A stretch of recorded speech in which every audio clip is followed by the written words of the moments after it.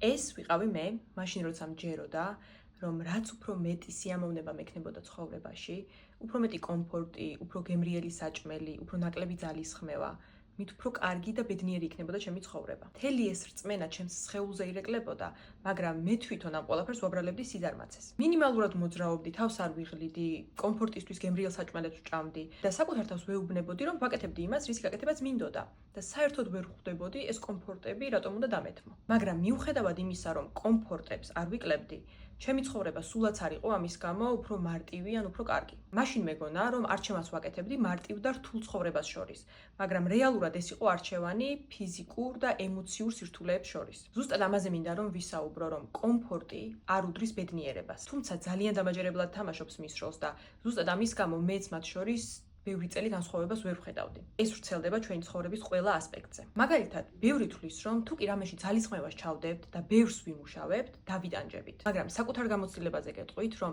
ახლა მაგალითად ძალიან ბევრს მუშაობ იმაზე, რაც მიყვარს და მაინტერესებს და ხშირად ძალიან ვიღლები კიდევაც. მაგრამ ამაზე ბედნიერად და კმაყოფილად თავი მართლა არასდროს არ მიგრძნია. დაღლილობა არ არის ბედნიერების საპირისპირო შეგრძნება.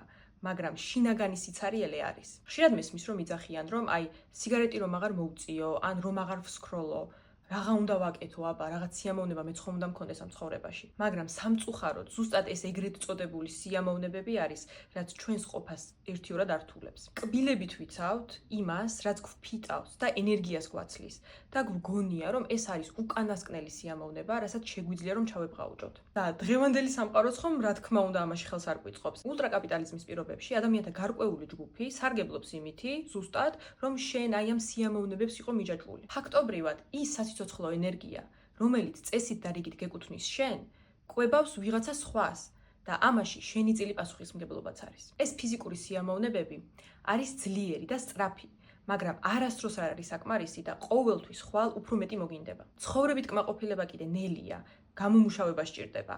მაგრამ მუდმივად შენთან არის და მე პირადად ვიტყოდი, რომ გაცილებით უფრო სასიამოვნოა. იმისთვის, რომ მეორე მხარეზე აღმოჩნდე, არ არის ამისთვის საჭირო რაღაცა სიგიჟე დიეტები ან კომფორტის ზონიდან ძალიან შორს გადაბიჯება. საკმარისია პატარ-პატარა მეთოდოლოგიური ნაბიჯების გადადგმა, რომლებზეც წინა ორ ვიდეოში მქონდა საუბარი. ნელ-ნელა მიუახლოვდები იმ კონდიციას, სადაც თავს გაცილებით უფრო ცოცხლად იგრძნობ. იმუშავებ იმაზე, რაც მართლა აღგაფრთოვანებს და უკან მოიტოვებ კონდიციას, რომელიც გაიძულებს, რომ ცხოვრების ხარისხი დაიდაბლო. მე სიამოვნება არ დამithმია. დავთმე ის, რაც სიამოვნების როლს თამაშობდა ძალიან დამაჯერებლად და შენც მოგიწოდებ, რომ საკუთარ თავს გულწრფელად კითხო. კომფორტები, რომლის გარეშეც გგონია, რომ ვერ იცხოვრებ, სასიცოცხლო ენერგიით გავსებს თუ ერთ ადგილზე სტაგნაციაში გამყოფებს.